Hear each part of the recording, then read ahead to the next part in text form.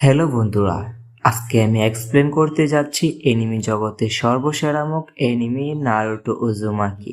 বিশ্বাস করেন ভাই, এটা দেখার পর আমি নারুটোর ফ্যান হয়ে গেছি, আর আমি গ্যারান্টি দিচ্ছি আপনিও এটা দেখার পর এটার ফ্যান হয়ে যাবেন।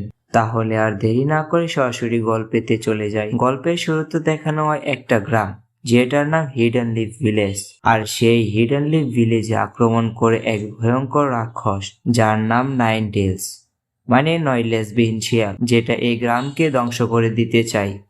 তারপর দেখানো হয় ওই গ্রামের হোকাগে, মানে গ্রামের প্রধান, এক কথায় রাজা। গ্রাম রক্ষার জন্য চতুর্থ হোকাগে নিজের জীবন দিয়ে সেই রাক্ষসকে সিল করে দেয় এক নবজাতক শিশুর ভিতরে। আর সেই ছেলেটি আমাদের নারুটো উজুমাকি। নারুটো যখন একটু বড় হয়, গ্রামের সবাই তাকে সন্দেহের চোখে দেখে, কেউ তাকে ভালোবাসে না, কারণ ছেলেটির ভিতরে রয়েছে নাইনটেল ফক্স।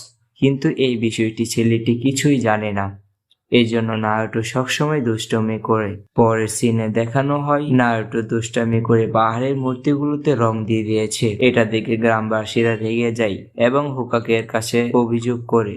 ইরুকা সেন্সে তাকে ধরে নিয়ে আসে এবং শাস্তি হিসেবে ক্লাসে সব পরিষ্কার করতে দেয়। ইরুকা নারুটোর প্রতি কঠোর হলেও তিনি একমাত্র মানুষ যে নারুটোর দিকে সত্যিকার ভাবে খেয়াল রাখে।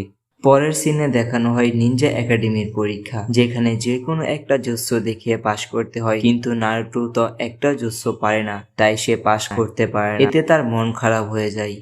অন্যদিকে দেখানো হয় গ্রামের এক শিক্ষক মিজুকিকে।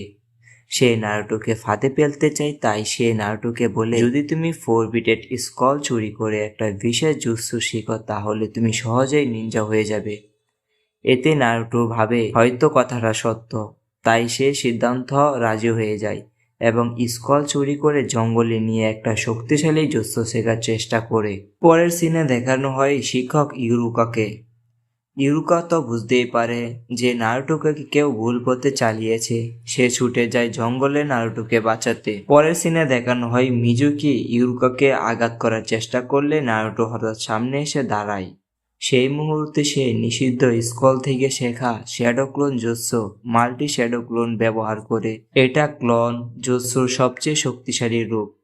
হাজার হাজার নারুটোর ক্লোন তৈরি হয়ে মিজুকিকে মারতে থাকে।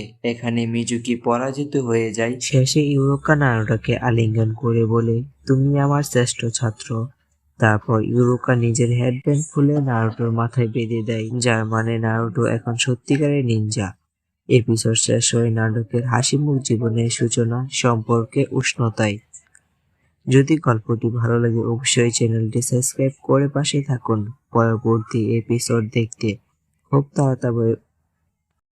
খুব তাড়াতাড়ি পরের পার্টটি নিয়ে হাজির হব। ততক্ষণ পর্যন্ত ভালো থাকবেন, সুস্থ থাকবেন। আল্লাহ হাফেজ।